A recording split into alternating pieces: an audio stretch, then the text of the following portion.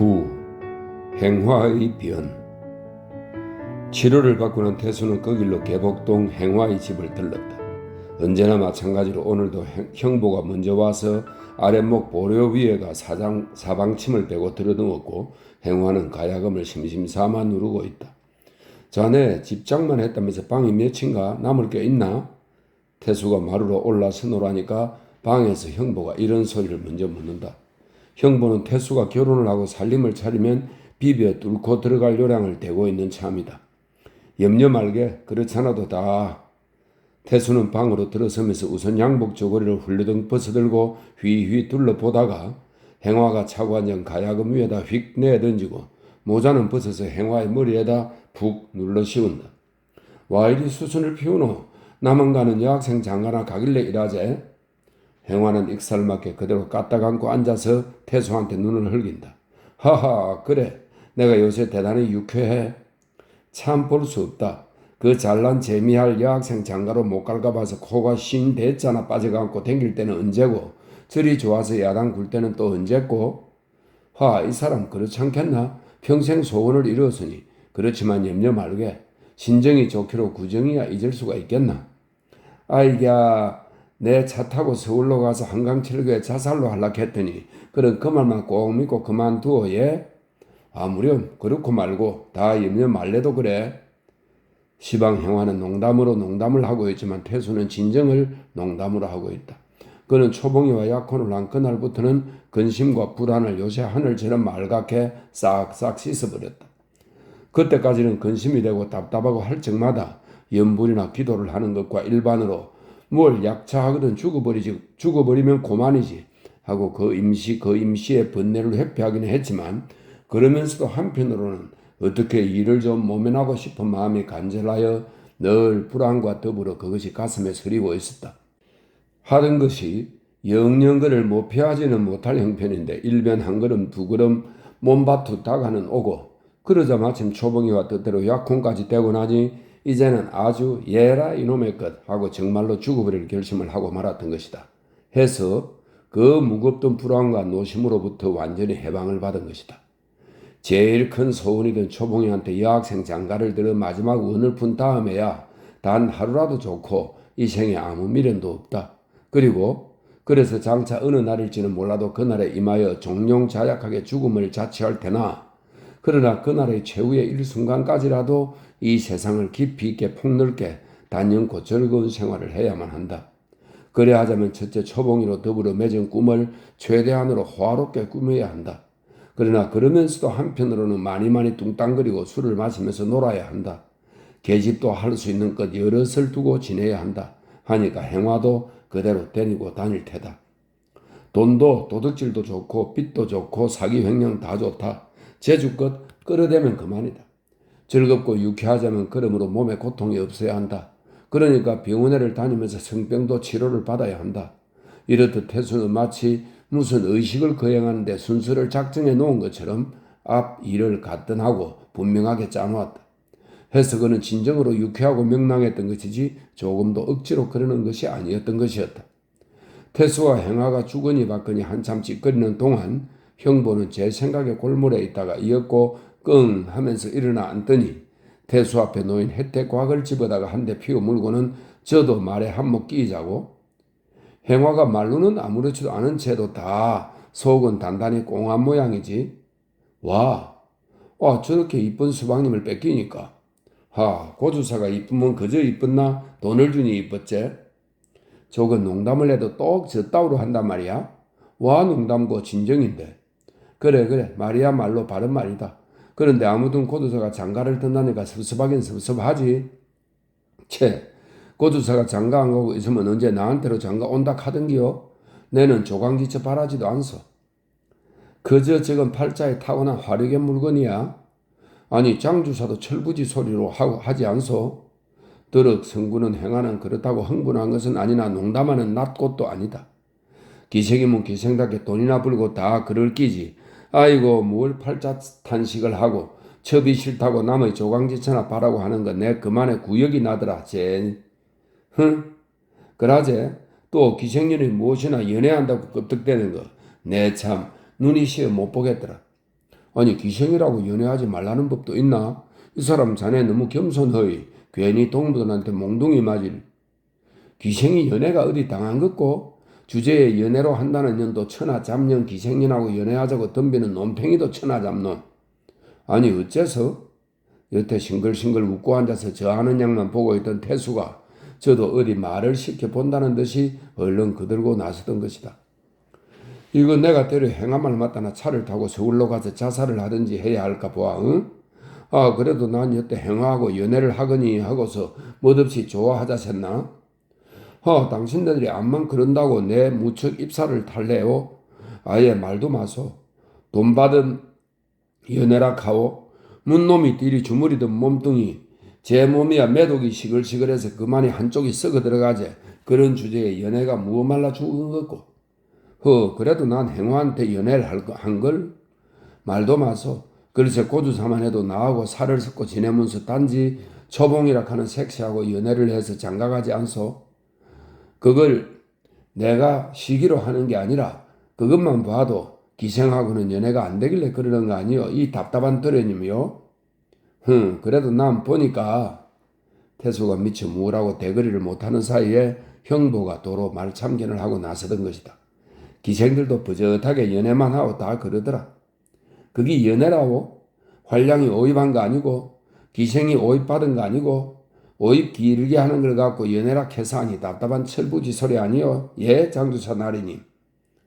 저게 끈이 날들이 철부지래요. 그거 참. 그러나 저러나 이 사람아, 글쎄 기생도 다 같은 사람이라서 연애를 해먹게 마련이고 그래서 들어 연애를 하기도 하고 하는데 자네 너찌그리 연애하는 기생이라면 비상속인가? 연애를 하면 다 사람질하나? 채, 요번에 저 앞에서 보니 걔도 연애를 하던데. 태수는 형부 어울려 한참이나 웃다가 빈 담뱃값을 집어보고는 돈을 꺼내면서 바깥을 기웃기웃 내다본다. 와, 담배? 아무도 없는데 피 좀 피우소. 행어는 제 경대 서랍에서 담뱃값을 꺼내다 놓는다. 요즘 날 무엇이냐? 계집애 하나 때려오기로 한 건 어떻게 했나 참? 태수가 마침 심부름이 아쉽던 끝이라 무심코 생각이 난 대로 지날 말같이 물어보던 것이다. 계집애? 형부는 행화가 미쳐 대답도 할 겨를이 어깨실이 딱지를 떼고 덤빈다. 임의롭고 한 행화의 집이니 혹시 제 소일거리라도 생기나 해서. 왜인 거야? 어떻게 생긴 거야? 와 이리 안주 없이 좋아하노? 우리 딸로 데려올라 했더니 아직 어려서 조금 더 크게로 두었어. 자, 그 참. 그러나 저러나 이제 어린 것이 딸이라니. 내 나이 한갑 아니요. 기생의 한갑? 네 한갑이거나 이제는 딸이나 길러야 늑밭에 밥이라도 물어다 먹여 살릴 게 아니요.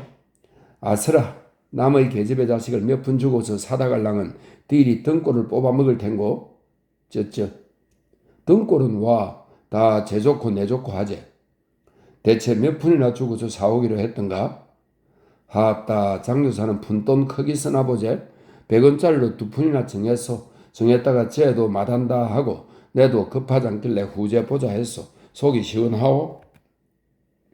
양서방네 딸 명남이의 이야기다. 그러나 태수고 형부고 그들은 명남이인 줄도 모르고 또 코가 어디 붙은 계집아인지도 알 턱도 없던 것이다. 집을 도배를 하나? 태수가 혼자말로 중얼거리면서 방바닥에 놓인 양복 저고리를 집어들고 일어선다. 좀 가보아야겠군. 어딘데? 그전 큰 샘거리. 자네도 같이 가세. 오늘 가서 집을 알아뒀다가 도배 끝나고 나면 짐짝 떠 짊어지고 가서 있게. 아니 내가 먼저 집에 들어?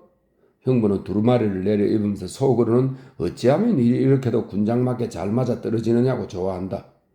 식모는 벌써 집하고 한꺼번에 구해서 집을 맡겨 두었는데 이제 살림을 들여놓자면 식모만 믿을 수가 없으니까 자네가 기왕 와서 있을 테고 하니 미리 오란 말이지. 그렇다면 모르거니와. 형아도 미리서 집 아리 겸 가세 그려. 아무래도 또 만나서 저녁이나 먹어야 할 테니 아주 나갈 길에. 태수는 시방 태평으로 집을 둘러보러 가는 것이나 그와 거의 같은 시각에서 조금 돌이켜 초봉이도 개봉이와 같이 그 집에를 가게 된 것은 생각도 못한 일이다. 집은 다른 서두리와 마찬가지로 탑삭불이 한참 복내 아나 김씨가 알아서 얻어놓았다. 태수는 실상 돈만 같은 솜씨로 소절주 농간을 해서 500원을 마련해다가 김씨한테 내맡겨버리고 기껏해야 청첩 박는 것, 식당으로서 공회 다니며 예식집에 전화로 교섭하는 것, 요리집에다가 음식 맞추는 것, 이런 것이나 누워 떡 먹기로 슬슬 하고 있지. 정작 힘드는 일은 김씨가 통 가로맡아서 하고 있다. 그래야 돼 그는 마치 며느리를 볼 아들의 혼인이나 당한 것처럼 팔을 걷어붙이고 나서서 일을 했다. 돈도 태수가 가져다 준 500원은 거진다 없어졌다. 정주산의 집으로 현금 200원에 혼수가 옷감이야 뭐야 해서 5, 60원 어치나 가고 다시 반지를 산다, 신랑의 옷을 산다, 집을 새로 얻는다, 살림재우를 장만한다. 이래서 그 500원은 거진다 없어진 것이다. 이제는 돈이 앞으로 얼마가 들든지 제 돈을 찔러 넣어야 할 판이다. 그러니 그는 그것도 아깝지 않고 도리어 그리 할 수 있는 것이 좋아 신이 났다. 집을 얻어놓고서 그는 정주산의 집에다가는 새 집을 사려고 했었으나 마침 마음에 드는 집이 없어서 종차 새로 짓든지 사든지 할 테거니와 급한 대로 우선 새 집을 이러저러한 곳에 다 얻어놓았다고 혹시 규수가 나올 길이 있거든 마음에 드는지 둘러나 보라고 태수의 정갈로 기별을 했다. 그러자 오늘만큼 초봉이가 개봉이를 데리고 목간을 하러 나가겠다니까 유씨가 기왕 나갔던 길이니 구경이나 하고 오라고 2번, 3번 신신당부를 했다. 초봉이는 보아도 그만 안 보아도 그만이라고 생각했지만 또 기별까지 왔고 모친도 보고 오라고 해서 하니까 그런 것을 굳이 안 보려고 할 것도 없겠다 싶어 목간을 하고 오는 길에 들러본 것이다. 새길 소화통이 뻗어나간 뒷곁으로 예전 큰 샘거리의 복판까지 가서 바로 옆길에 나앉은 집이다. 밖에서 보기에도 추녀며 기둥이 넓지 않은 것이 그리 묵은 집은 아니고 대문으로 들어서면서 장독대가 박힌 좁지 않은 뜰 앞이 우선 시원스러웠다. 좌는 동양한 기역자요. 대문을 들어서면 부엌이 마주 보이고 부엌에 연달아 안방이 달리고 마루와 건넌방이 왼편으로 꺾여 있다. 그리고 뜰 아랫방은 부엌 바른편에 달려있다. 도백꾼이 셋이나 들끓고 방이며 마루며 마당이 안팎 없이 종이 부스러기야 흙이야 너저나니 널려있어 어설프기는 어설퍼도 집은 선뜻 초봉의 마음에 들었다. 그것은 이 집이 그다지 훌륭한 집인 줄 알아서 그런 것이 아니라 지금 사는 둔배미 집에 빗대어 보면 훤하니 드높고 뚜렷한 게 속이 답답하지 않은 때문이다. 식모는 먼저 구해두기로 했다기에 어디로 가도 보이지 않고 건넌방에서 도배하던 사내들만 기우기우 내다본다. 초봉이는 그만하고 돌아서서 나올까 하는데 개봉이가 벼랑간 반색을 하여 어쩌면 꽃밭이 있어 하면서 마당 귀퉁이로 뛰어간다. 아닌 게 아니라 전에 살던 사람의 알뜰한 마음씨인 듯 쉽게 조그마한 화단이 무어져 있고 백일홍과 봉선화와 한련화가 모두 망울망울 망울이 맺혔다. 코스모스도 서너 폭이나 한창 자라고 있고 화단 가장자리에는 최송화가 아침에 피었다가 반일이 지난 뒤라 벌써 시들었다. 화단은 그러나 주인 없이 집이 빈 동안에 할 일 없이 거칠었다. 꽃목이 꺾이기도 하고 흉한 발자국에 밟히기도 했다. 저편 단밑으로는 아사가오 서너 포기가 타고 올라갈 의지가 없어 땅바닥에서 덩굴이 헤매고 있다. 초봉이는 마음간으로는 지금이라도 꽃들을 추어 올리고 아사가오도 줄을 매주고 이렇게 모두 손질해주고 싶은 생각이 간절해서나 차마 못하고 돌아서면서 집이 들면 그 이튿날 바로 이 화단에 먼저 손을 대 주리라고 꼭 염량을 해두었다. 초봉이가 막 돌아서려니까 대문간에서 뚜벅뚜벅 요란스런 발자국 소리가 들리면서 사람들이 한때나 되는 듯 쉽게 몰려들었다. 태수가 행하와 나란히 서고 형보가 그 뒤를 따라 척척 들어서는 것이다. 양편이 다 놀란 것은 말할 것도 없다. 초봉이는 고개를 푹 숙이고 개봉이는 듬듬하니 서 있고 형보는 희죽이 웃고 행화는 의아하고 태수는 얼질 줄 몰라 허둥지둥이다. 그는 뒤를 돌려다보다가 초봉이를 건너다보다가 뒤통수를 끌으려고 하다가 밭은 기침을 하다가 뻥긋 웃다가 하는 양이 보기에도 민망할 지경이다. 5 남녀의 마음은 다 제각기 다르게 동료가 되었다. 얼굴마다 또렷또렷하게 마음을 드러내놓는다. 초봉이는 행화가 웬일인가 싶어 이상하기도 했으나 그런 것을 생각해 볼 겨를 없이 수줍은 게 앞서서 얼굴이 홍당무가 되어가지고 밋밋이 돌아서 있다. 개봉이는 태수의 얼굴은 알아볼 수 있으나 형부를 보고 저건 어디서 저런 숭한 게 있는고 또 태수가 웬 기생을 데리고 다니니 필경 불황자이기 쉽겠다 하여 눈살이 꼿꼿하고 이마를 찡그린다. 형부는 속으로 고소해서 죽는다. 너희 요 녀석 그저 잘 꾸사니야. 바지가랭이가 좀 캥기리. 저렇게 생긴 계집애 한테로 장가를 들려면서 기생년을 끼워 차고 다니니 하늘이 알아보실 일이지. 아무리나 초봉이 너는 내 것이니 그리 알아라. 허허. 행화는 초봉이가 초봉인 줄도 모르거니와 그가 태수하고 결혼을 하게 된 초봉이라는 것도 몰랐고 단지 제중당에서 친한 새학씨가 와서 있으니까 반갑기도 하고 이상하기도 하여 뽀로로 초봉이한테로 달려든다. 태수는 이리도 못하고 저리도 못하고 그러나 이렇게도 저렇게고 간에 무얼 어떻게 분별할 도리도 없어 필경울상을 한다. 행화는 초봉이의 손목이라도 잡을 듯이 호들갑스럽게 아이고 오래간만이요 하면서 초봉이의 숙인 얼굴을 들여다본다. 초봉이는 입이 안 떨어져서 인사 대답은 하지 못하고 눈으로만 반가워한다. 근데 웬일이오 얘? 웬일이라니? 행화 너야말로 웬일이라고 물어보아야 할 판인데. 그러고 보니 초봉이는 말은 못하고 이쁘게 웃는 턱 아래로만 손으로 만진다. 형부는 제가 나서야 할 때라고 아기작 세 여자가 서 있는 옆으로 가까이 가더니 아주 점잔을 빼어 이 두 분이 진작 아십니까? 아이야 알고 말고요 어떻게 친했다고 하하. 그런 줄은 몰랐군 그랴 허허. 저 참 이 행화로 말하면 나하고 그저 다 그렇습니다 허. 그리고 행화 이 초봉씨로 말하면 바로 저 고주사고 이번에 결혼하실 알겠지? 아이야 원 어쩌면.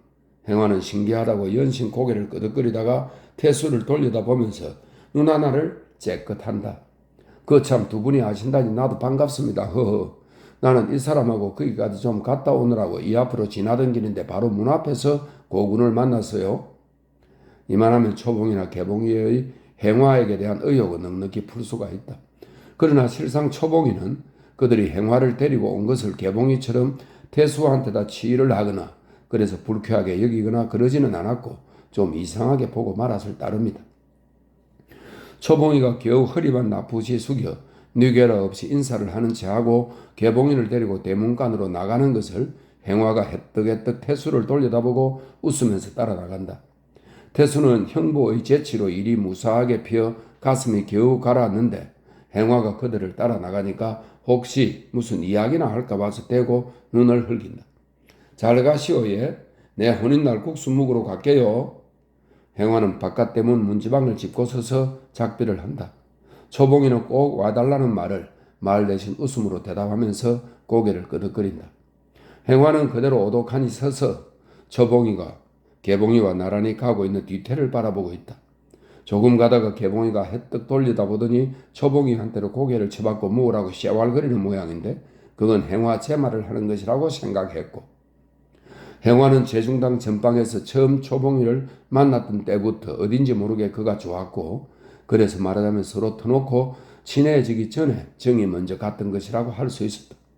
그러자 어저께인지 그저께인지는 마침 제중당에를 들르니까 왜 낯선 사람 있고 그는 보이지 않아서 물어보았더니 며칠 전에 주인이 갈리면서 같이 그만두었다고 해.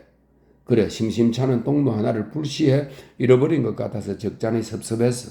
하다가 또 오늘은 생각도 않은 곳에서 뜻밖의 그를 만났는데 알고 본즉 그가 바로 초봉이 태수의 아내이기 될 그 색시가 아니냐 말이다.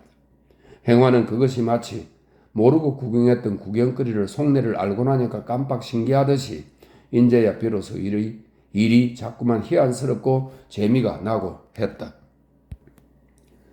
그러나 그는 단지 그렇게 희한스럽고 재미가 나고 하기나 할 뿐이지 가령 탑사꾸리 한참 복내 안각 김씨처럼 태수를 놓고 초봉이를 질투하는 그런 마음은 역시 조금치도 우러나지 않았다. 질투가 없을 뿐만 아니라 김씨가 깡자에 가슴을 쥐어 뜯기는 하면서도 일변 그들의 결혼에 대해서는 도맡아가지고 일을 성취시켜 주듯이 호의나 관심도 또한 생기지를 않았다. 다만 한 가지 그것도 아주 담담한 정도의 애석한 생각으로 초봉이가 좀 가엾기는 했다. 행화는 보기에 태수라는 사람이 돈량 있는 집자식 같기는 해도 그저 돈이나 있고 생긴 거나 매초롬하고 했지 그 밖에는 별 수 없는 사내였었다. 그렇다고 그가 태수를 납비 여기느냐 하면 그런 것도 아니다. 도대체 행화는 오이판에서 언뜻 만나 잠시 같이 지내는 사내가 하상 좋고 나쁘고가 없었다. 그처럼 두드러지게 좋아하는 것도 아니요 편백되게 나빠하는 것도 아니요. 그런즉 태수가 별수가 있거나 말거나 또한 행화 저한테는 아랑곳이 없는 일이었다. 그러므로 결코 태수한테 대한 관심으로서가 아니라 단지 초봉이 제 마음에 좋아서 정이 끌리던 초봉이요. 더구나 저렇듯 손도 될까 무섭게 애를 난 처녀가 이거 마구 주색에 푹 빠져 세월 모르고서 덤벙거리는 게다가 성병이 부글부글 괴는 천하 남봉이지 별반 취할 것이 없는 그러한 고태소의 안악이 된다는 것이 그래서 좀 애석하고 가엾다 하는 것이다. 그래도 할 수 없지. 남의 일 내가 와 알아서 굿이나 보고 떡이나 얻어먹지. 초봉이 아우 형제가 휘어진 길 저쪽으로 사라지고 보이지 않았을 때 비로소 행하는 혼자말로 중얼거리면서 돌아선다. 마침 태수와 형부가 뭐라고 짓거리던 끝에 킬킬거리고 웃으면서 대문간으로 나온다.